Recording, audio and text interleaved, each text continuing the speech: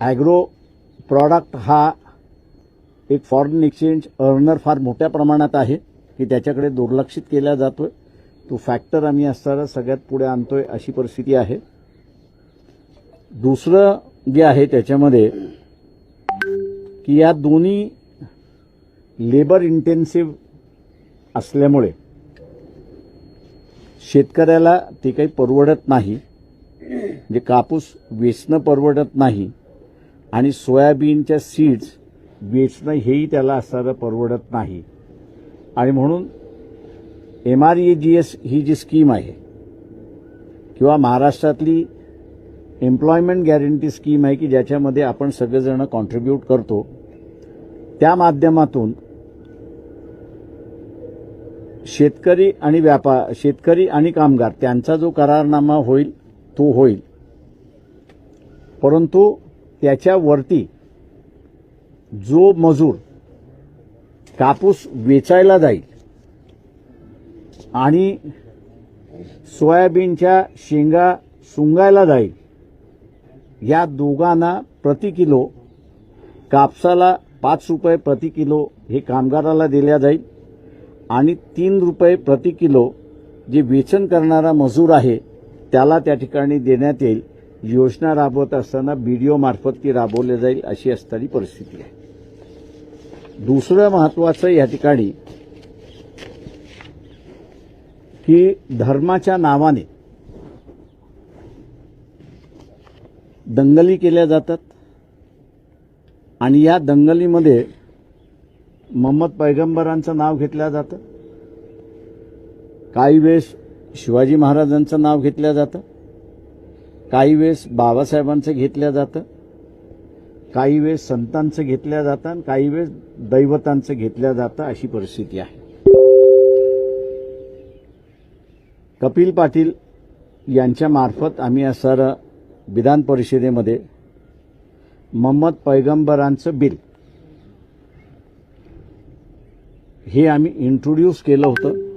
ते आजही जिवंत आहे असं मी त्या ठिकाणी मानतोय.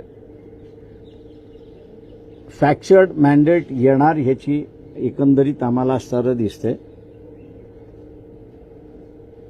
आमचा अजेंडा राहणार आहे सरकारमध्ये जाण्याचा की ज्याला कोणाला आमचा पाठिंबा पाहिजे त्याला देशातल्या देवत्या असतील, मोहम्मद पैगंबर असेल, बुद्ध असेल, महावीर असेल, इतर कोणी असेल, यांची विटंबना करण्याचा अधिकार नाही. आणि जो कोणी विटंबना करेल तो क्रिमिनल ऑफेन्स म्हणून त्या ठिकाणी ठरवला पाहिजे आणि क्रिमिनल ऑफेन्स करून त्याच्यावरती शिक्षा ही झाली पाहिजे, तरच या ठिकाणी शांतता नांदू शकते अशी असणारी परिस्थिती आहे.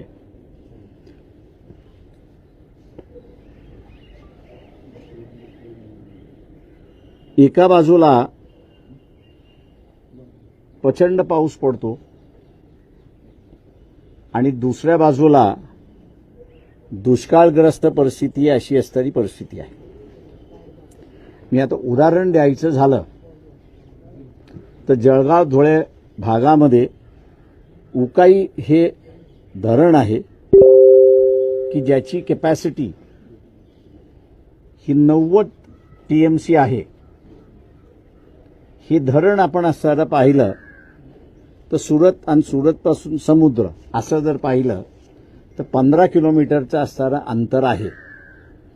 या पाण्याचा उपयोग फक्त पॉवर जनरेशनसाठी होतो अशी असणारी परिस्थिती नाही.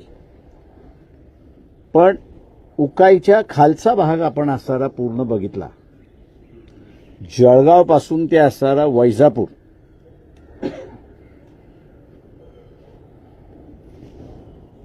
बॅकवॉटर वैजापूरपर्यंत घेऊन आलं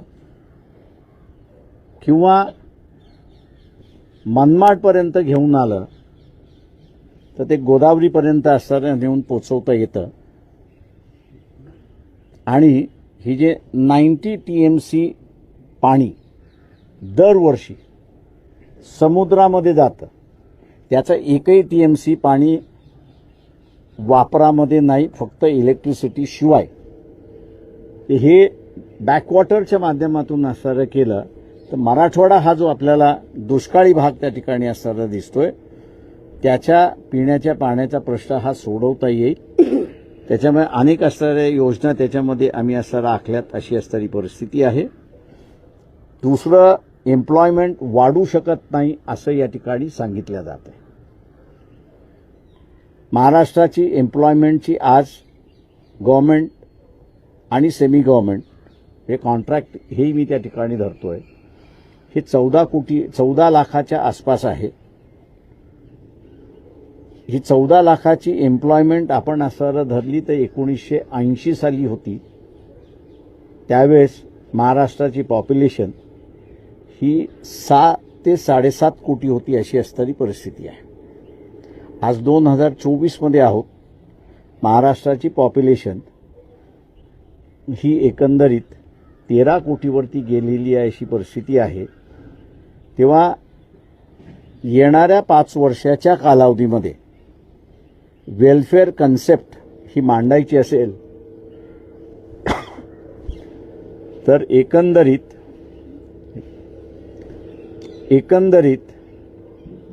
2 लाख एम्प्लॉयमेंट डायरेक्ट गव्हर्नमेंट आणि सेमी गव्हर्नमेंट हे असणारं करता येतील. आमच्या असणाऱ्या मागच्या सरकारला सुद्धा मी ही योजना दिली होती. वर्केबल आहे म्हणत होते, परंतु करायला तयार नाहीत. याचं कारण की इथला एक वर्ग हा आर्थिक दृष्टिकोनातून सबळ झाला तर उंबरठे झिजवणारा समूह आपल्याकडे राहणार नाही, आणि उंबरठे झिजवणारा समूह आपल्याकडे राहणार नाही तर आपल्या घराणेशाहीच्या सत्तेला चॅलेंज येईल. म्हणून एम्प्लॉयमेंट त्या ठिकाणी झाली नाही अशी असणारी परिस्थिती आहे. आज आपण बघितलं असेल की दिल्ली एन्व्हायरमेंटचा इश्यू फार मोठ्या प्रमाणात आलेला आहे. मी त्या नॉन कन्व्हेन्शनल एनर्जीचा चेअरमन असल्यामुळे अधिक माहिती आहे.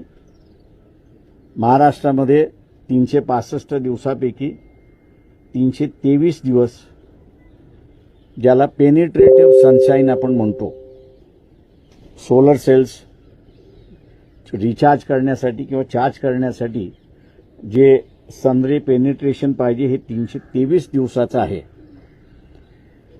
ती एनर्जी आपण असताना हार्नेस केली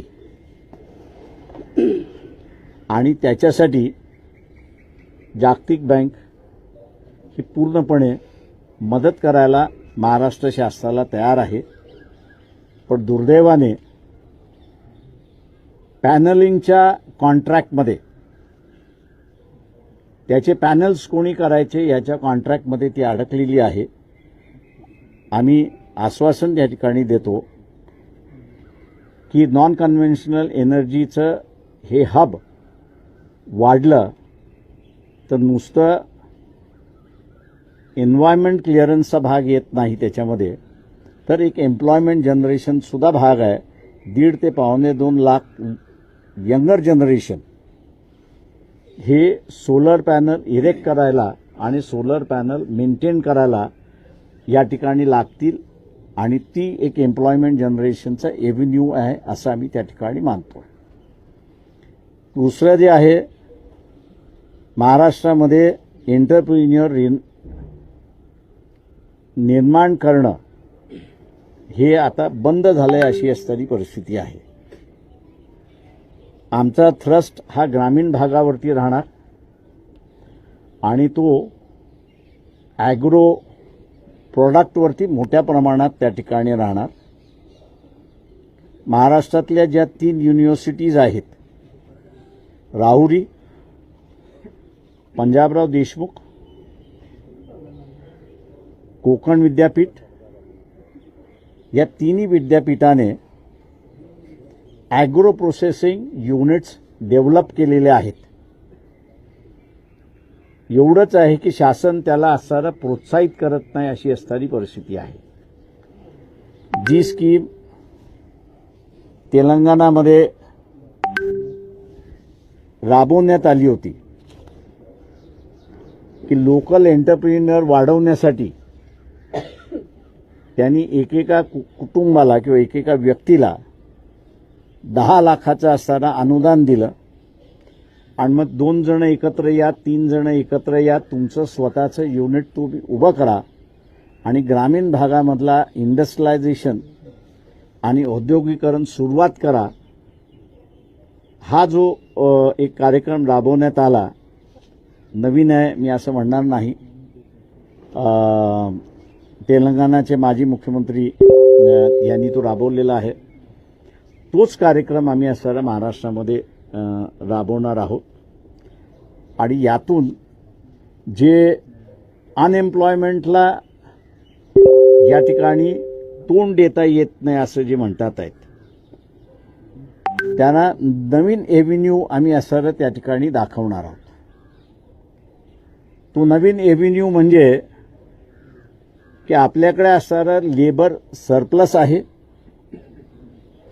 स्किल्ड लेबर सुद्धा सरप्लस आहे अशी असणारी परिस्थिती आहे. जगभरामध्ये मी असं म्हणेन भारतातल्या एक्सेप्टेबिलिटी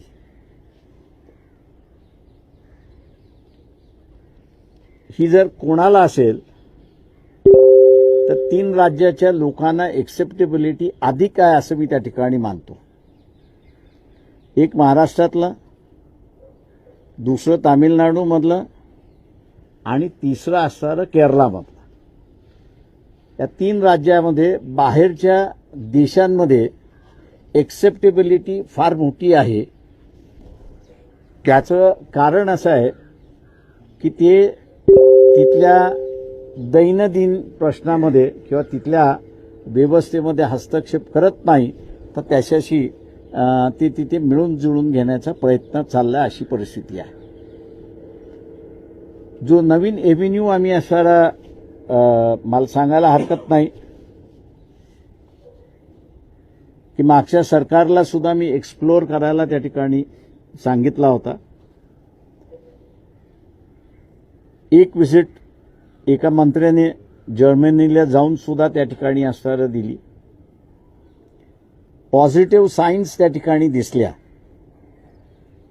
पण त्याचं सेंट्रल गव्हर्नमेंटशी घेऊन त्याला नवीन स्वरूप देण्याचा जो भाग आहे तो भाग माझ्या दृष्टीने असणारा मोठा आहे. स्वरूप असं आहे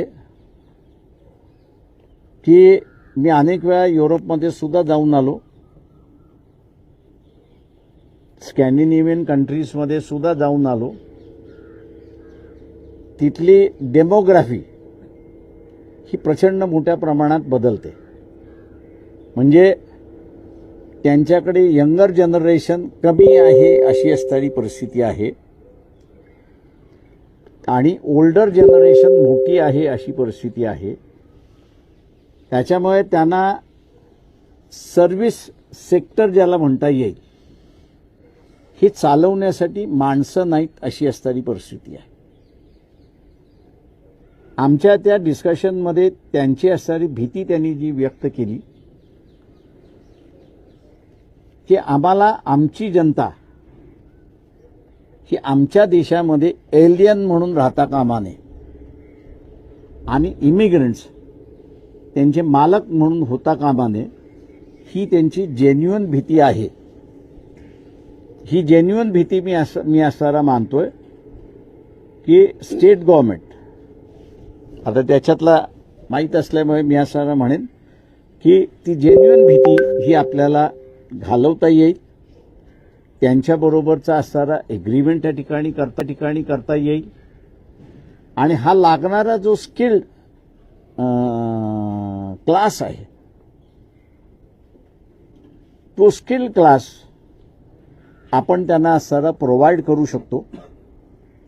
आणि आज जो गव्हर्नमेंटवरचा अनएम्प्लॉयमेंटचा असणारा भार जो मोठ्या प्रमाणात पडलाय त्याला आपण असणारा ॲड्रेस करू शकतो अशी असणारी परिस्थिती आहे. मी असं म्हणेन की आत्ताच्या मॉडर्न वर्ल्डमध्ये हे ग्लोबल वर्ल्ड न राहता हे आता ग्लोबल गाव झालंय अशी असणारी परिस्थिती आहे. या ग्लोबल गावामध्ये आदानप्रदान होण्याची एबिलिटी आहे, पण ती आदानप्रदान करत असताना आम्ही तुम्हाला कॅप्चर करू, आम्ही तुमच्यावरती राज्य करू, आम्ही तुम्हाला काबीज करू, या भीतीला ॲड्रेस करून असणारं झालं तर मी असणारा मानेन की महाराष्ट्रामधला अनेक तरुण एवढंच या ठिकाणी म्हणणार आहे. नव्या व्यवस्थेमध्ये नव्या लिडरशिपची गरज आहे असं मी त्या ठिकाणी मानतो. साखर कारखान्यातली लिडरशिप, ऊसातली लिडरशिप हे आता शेतातलं बुजगावणं झालेलं आहे. ही जनतेने असणारं ओळखावं आणि या निवडणुकीमध्ये यंगर जनरेशनला पुढे आणावं हीच आम्ही ह्या इलेक्शनमधून अपेक्षा आणि त्याच पद्धतीने आम्ही असणारे उमेदवारसुद्धा उभे केलेले आहेत. आम्ही गृहीत असं धरतो की जनता वंचितचा जो कार्यक्रम आहे तो कार्यक्रम स्वीकारेल आणि मोठ्या प्रमाणात वंचितच्या बाजूने असणारं मतदान करेल अशी अपेक्षा आम्ही त्या ठिकाणी बाळगतो. तुम्ही आता रोजगाराचा विषय एक फक्त अजून एंड करतो. 8 तारखेपर्यंत मी प्रचाराच्या सभेमध्ये कुठेही नसणार आहे. माझी पहिली प्रचाराची सभा ही 9 तारखेला सोलापूरपासून सुरुवात करतोय. माझ्या तब्येतीबद्दल अनेक जणांनी कॉमेंट केले, चांगले केले, वाईट केले. त्या सगळ्यांचा मी असा धन्यवाद देतो, आभारही मानतो त्यांचे. हॉस्पिटलचे आणि डॉक्टरांचे रिस्ट्रिक्शन लक्षात घेता माझ्या हा प्रचाराचा दौरा त्या ठिकाणी राहील अशी अपेक्षा आहे. माझा कार्यक्रम जसं मी म्हटलं की 9 तारखेपासून सुरुवात होतोय. 10 तारखेपासूनचा जो अधिकृत कार्यक्रम जो आहे तो आपल्याला लवकरच त्या ठिकाणी रिलीज केला जाईल अशी परिस्थिती आहे. आपण आता विचारा. सर, आता तुम्ही रोजगाराचा विषय काढला की नुकतंच आता पंतप्रधानांची जी आर्थिक सल्लागार परिषद त्यांनी असं सांगितलं की महाराष्ट्र जो पूर्वी GDP मध्ये टॉप 5 मध्ये असायचा तो आता 6व्या क्रमांकावर आलेला आहे. कारण इथली जी आर्थिक शिस्त जी आहे ती कॅगनं पण ऑलरेडी सांगितली होती, आता परत पंतप्रधानांच्या सल्लागार परिषदेनं पण सांगितलेलं आहे आणि ती आकडेवारी 10-11 पासूनची त्यांनी सांगितलेली आहे. गुजरात आता टॉप 5 मध्ये आहे आणि दक्षिणेत चोराचं राज्य आहे मी असं म्हणेन. मी असं म्हणेन फक्त असणारा महाराष्ट्राने आम्हाला असणारा सत्ता द्यावी. गुजरात एका राज्याने देशाला किती लुटलेलं आहे याची आकडेवारी आम्ही असणारा आत्ताही मी देऊ शकतो. पण दुर्दैवाने मी जसं म्हणालो की ऊसाच्या पिकातलं नेतृत्व आता धार राहिलेली नाही. त्याच्यामुळे असणारं काय कॅरेक्टर आहे हे मी आपल्यासमोर आणणंच आहे. 9 तारखेला मी अजूनही आणणार आहे त्याच्यामुळे नव्या पिढीला येऊ द्या. महाराष्ट्र ह्याला कधीही केंद्र सरकारची गरज पडली नाही. उलट यशवंतराव चव्हाण असताना एक म्हण होती की देशाच्या वाचायला महाराष्ट्र गेला. ही महाराष्ट्राची जी ताकद आहे ती पुन्हा इस्टॅब्लिश करता येते अशी परिस्थिती आहे. एका जातीच्या आधारावर निवडणूक लढता आणि जिंकता येत नाही असं जरांगे पाटलांना अर्ध माघार घेण्याच्या शेवटच्या दिवशी जाणीव झाली आणि त्यांनी निर्णय घेतला की निवडणुकीत कोणी उमेदवार सुरुवातीपासून सर्वांना म्हणजे आपल्या याद्या जरी बघितल्या तरी उमेदवारची दाद देखील घेत तो आपल्याला आधीच कळेल. जरांगे पाटलांच्या या भूमिकेविषयी आपलं काय भाष्य आहे? माझी जरांगे पाटील यांना असणारी विनंती आहे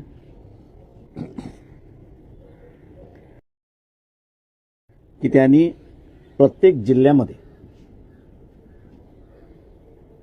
महाविकासचा उमेदवार, आघाडीचा उमेदवार, या दोघांचे नाते काय आहेत याचं त्यांनी असणारं प्रत्येक मतदारसंघातलं स्पष्ट करावं. ते नात्यातले आहेत की नाहीत, त्यांचं किती जवळचं नातं आहे, मामा भाच्याचं नातं आहे की नाही, काका पुतण्याचं नातं आहे की नाही. त्याच्यामुळे तुम्ही काकाला मतदान दिलं काय आणि पुतण्याला मतदान दिलं काय, सत्ता कुटुंबातच आहे. तेव्हा महाराष्ट्रातल्या जनतेने मध्यंतरी कुटुंबशाही असा एक चार्ट पब्लिश केला होता. महाराष्ट्राच्या जनतेने पहिल्यांदा महाराष्ट्र पुन्हा विकसित करायचा असेल तर एक खुणगाठ बांधली पाहिजे.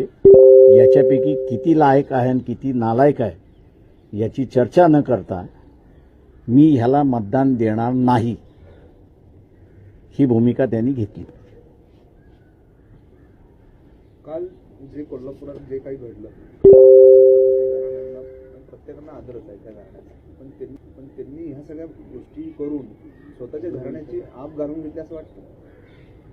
नाही, मला डिटेल माहिती नसल्यामुळे मी बोलू शकणार नाही. म्हणजे त्यांनी विड्रॉ केला हे बरोबर आहे, पण विड्रॉ करण्याच्या पाठीमागची काय कारणं आहेत ती मला कळू शकली नसल्यामुळे मी काही बोलणार नाही. लक्ष्मण हाकेंना पण स्टार प्रचारक केले. लक्ष्मण हाकेंना पण स्टार प्रचारक आहेत तुमच्या तिथे. आहे ना. मी असं म्हणालो की ही निवडणूक दुर्दैव असं मी म्हणेन की ओबीसी मराठा समाजाला मतदान करणार नाही आणि मराठा जो आहे तो मराठाला सोडून मतदान करणार नाही. त्याच्यामुळे असणारं ही अत्यंत फिअर्स कॉन्टेस्ट केलं जाईल आणि मला भीती आहे की बीड नगरसारख्या शहरामध्ये बंदुका निघाल्या तर आपण आश्चर्य मानू नये. सभा किती ठिकाणी घेणार आहे? माझा सहसा कार्यक्रम रिस्ट्रिक्शनच्या याच्यामुळे प्रमाणे ज्याला म्हणता येईल 4च्या वरती माझ्या सभा नसणार पर डे. पण ते 4 कुठं असणार महत्वाचं? पुण्यात असणार आहे का? मी आत्ता काय मला सांगता येणार कारण ते कार्यक्रम ठरला जातोय त्या ह्याच्यामध्ये, पण एखादी सभा पुण्यामध्ये असेल एवढं निश्चित सांगतो. फॅक्चर्ड मॅन्डेटची शक्यता वर्तवली आहे. वंचित बहुजन आघाडीचा अशा परिस्थितीमध्ये काय नेमका रोल? ते आम्ही जसं म्हणालो की डेव्हलपमेंट ओरिएंटेड अजेंडा ज्याला आमचा मान्य असेल तो आमचा मित्र राहणार आहे. सरकार तुमच्याशिवाय स्थापन होणार नाही असं म्हणायचं तुम्हाला? मी तसं नाही म्हटलेलं आहे. मी म्हटले की मी असं म्हणाले की ज्याला कोणाला आमचा पाठिंबा पाहिजे त्याला असणारा आमचा अजेंडा हा मान्य करावा लागेल. किती अंदाजे तुम्हाला किती अपेक्षा आहेत? किती जागा निवडून? बघा आता जसं परिस्थिती बदलली नाही असं धरून चालू, मराठवाडा बुलढाणा आणि हा जो भाग जळगाव हा जिल्ह्यातला जो भाग आहे की जिथे आज आत्ताच्या क्षणापर्यंत तरी ओबीसीमध्ये आणि मराठा समाजामध्ये विस्तोही जात नाही अशी असणारी परिस्थिती आहे. तिथलं प्रिडिक्ट करणं अनसर्टन आहे. टक्केवारी कोणाकडे जास्ती राहील हा त्याच्यातला भाग आहे. मतदान कोण जास्ती करून घेईल हा त्याच्यातला भाग राहणार आहे. दुसरा मी जसं म्हणालो की मुस्लिम समाजाचा,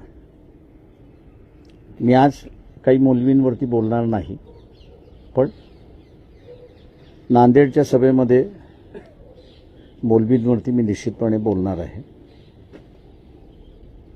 आणि तिथे असणारा आम्ही मुस्लिम मतदार जो आहे त्याला एक दिशा देण्याचा आमचा प्रयत्न त्या ठिकाणी राहील. जरांगे पाटलांनी ज्या पद्धतीनं काल सांगितलं की हा कदाचित गनिमी कावा आपण असू शकतो किंवा त्यांच्या मागचा जो अदृश्य हात आहे त्यांचाही गनिमी कावा असू शकेल कशाबद्दल? निवडणूक न लढण्याचा. आमच्या दृष्टीने दुर्दैव मी असं म्हणेन की जरांगे पाटील यांनी रयतेतला जो मराठा होता, सत्तातला निजामी मराठा होता आणि आहे, त्या रयतेच्या मराठ्याचं बळी दिला हा इतिहासातला स्टॅम्प निवडणूक न लढता जरांगे पाटीलवरती बसला अशी परिस्थिती आहे.